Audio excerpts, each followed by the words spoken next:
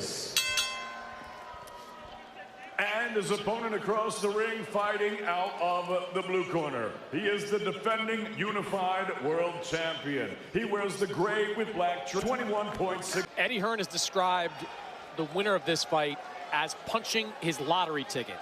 And that's exactly what it could be. The winner will be in line for a shot at the winner of Stephen Fulton versus Naoya Inoue. So a lot at stake between these two fighters.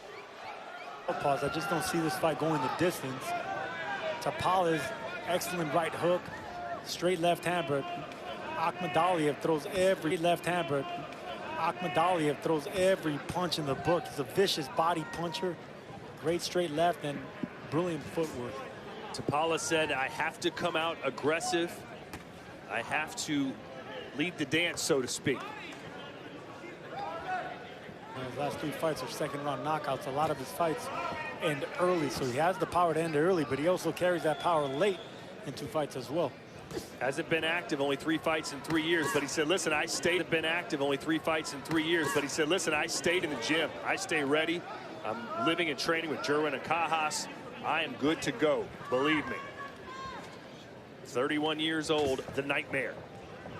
Keeping an eye early on how AKHMADALIEV uses that, getting it back to full strength, took that full 6 months off, getting it back to full strength, took that full 6 months off, did some rehab treatment on it before they really let him cut loose and throw it. We'll see if he throws it with the last fight, the victory over Ronnie Rios. Last fight, the victory over Ronnie Rios. AKHMADALIEV was dominating that fight in the 12th round with basically the use of only one hand. Put Rios out. What an impressive closing of the show in his last fight. Well, AKHMADALIEV's team even told me this week by knocking out Rios and going for those shots in the 12th round. And he knocked him out to the body in the other round. And he knocked him out to the body. I mean, that was a body shot. It wasn't really a head shot. Most of the time you injure your hand is because you hit the hard part of the head. Both these fighters are heavy-handed. They both have power, but look at how wide their stance is. You know, normally punchers have a close stance. These guys both have a very wide stance. Talk about feeling each other out. Sergio, you mentioned the punch variance of AKHMADALIEV. I think TAPALES has equally as good punch variance. He goes upstairs, downstairs a lot, really mixes things up. And no, the difference is one of them is unorthodox with his power and punch selection. That's AKHMADALIEV. And TAPALES, you know, he has a hook, so his are more technical. Hook, so his are more technical. Yeah, very dangerous to the body too. And you can see MJ AKHMADALIEV respect. They're both baiting each other, trying to, you know, get the other guy to commit with foot feints. You know, so they're not just all power. You know, right now they're kind of power. You know, right now they're kind of fencing. Has made 2 defenses of his titles. He faced Ryusuke Iwasa in April last year, and then Jose Velasquez in November. Actually, that was in 2021. Nice uppercut there from TAPALES. Both these fighters, ooh. Again. Yeah, that uppercut rocked AKHMADALIEV. That's an ox. Yeah, he kind of woke AKHMADALIEV up. Yeah, he kind of woke AKHMADALIEV up there a little bit. Yeah, both of them were just posturing and fencing, you know, with the southpaw stance. You know, left-handers aren't accustomed to fighting other left-handers, so that uppercut probably caught AKHMADALIEV off guard. Todd, you mentioned Iwasa. That's the common opponent between these two guys. TAPALES was knocked out by Iwasa. They stopped him in the 5th round in 2021. They stopped him in the 5th round in 2021. Well, that's why AKHMADALIEV is about a 20-1 favorite in this fight. But TAPALES, hey, he probably won the 1st round because he landed 5 punches. And go punch for punch with AKHMADALIEV.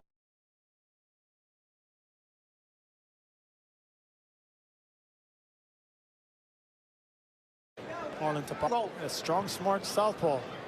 MARLON TAPALES. AKHMADALIEV told us his hero, Uli, who of course was famously knocked out by Gabe Rosado. Uli, who of course was famously knocked out by Gabe Rosado and one of the knockouts of the year. But Chris, we got that rematch coming soon. Yeah, actually, as the action picks up there a little bit, kind of shocked Gabe Rosado was taking that fight, for he's told us for years now that he wasn't going to do it. I'm not shocked. That's Gabe Rosado, man. I mean, he'll fight anyone, anytime. And I'll tell you one thing, man. TAPALES keeps landing that left and the right uppercut. That's one punch that's very difficult to land. They're so experienced, you know.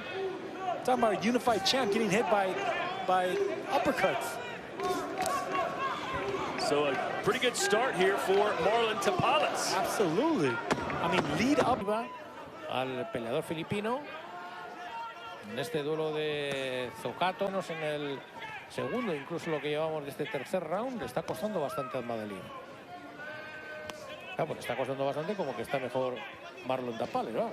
Sí, no está encontrando su distancia, está un poco desubicado AKHMADALIEV, no se atreve a entrar, ha notado las manos. Es posible que este tercer round pues esté todavía un poco aturdido por los golpes del segundo asalto, porque veíamos que le costaba incluso prestar atención a su esquina.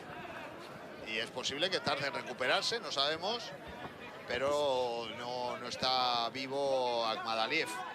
Y sobre todo le está faltando un poquito de iniciativa, de llevar, porque normalmente él con su jab de derecha y doblando con la izquierda suele ser el mandón, pero no está. A lo mejor es por eso, que muchas veces analizamos las cosas y no sabemos lo que le pasa por la cabeza, y a lo mejor está él todavía pensando en qué round es este, cómo va la cosa, y no se ha despertado de esos palos del segundo asalto.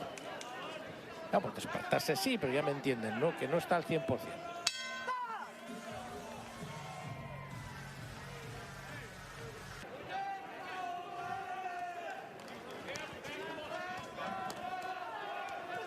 Bueno, ahí desde luego ahora sí que se están cruzando manos peligrosas. Parece que ha salido AKHMADALIEV algo más certero.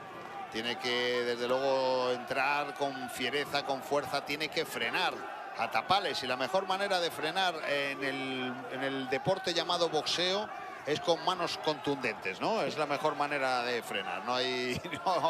No hay otra manera que arrimarse un poquito al toro también para conseguir, ¿no? Para conseguir pero el objetivo. Ha notado el asta cerquita y le ha cogido respeto al morlaco, llámese Marlon TAPALES.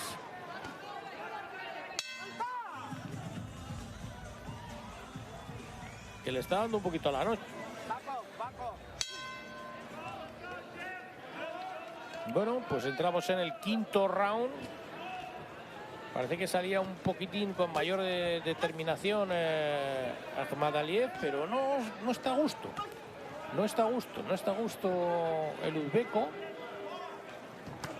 Bien, ahora ahí ha hecho un buen gesto. Bueno, la derecha, hay intercambio duro ahí de metralla. Está valiente TAPALES, pero ahora por lo menos le ha llegado bien y le ha incomodado AKHMADALIEV a Marlon TAPALES, que le dice ven.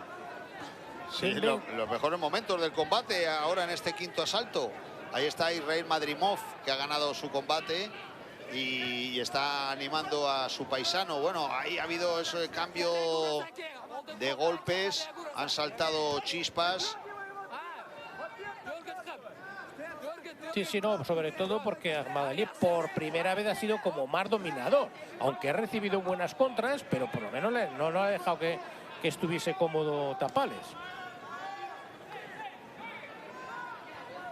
Sí, pues Madrimov, que él está contento, él ha cumplido con su cometido, ha ganado muy claramente. Y vamos a ver si hace lo propio su paisano. De momento que gane ya estaría bien. Lo de claramente parece más complicado porque está muy bien situado en el ring Marlon TAPALES, el púgil filipino. Ahí le vemos con una buena guardia. Y lo más importante, la tarea defensiva, sobre todo en el... Aquí va a haber leña, ¿eh? Sí, no, ya la está viendo, ¿no? Va a ver, la ha habido, la está viendo y y habrá dentro de un rato, porque el combate está desarrollándose entre dos púgiles muy duros. Parece que AKHMADALIEV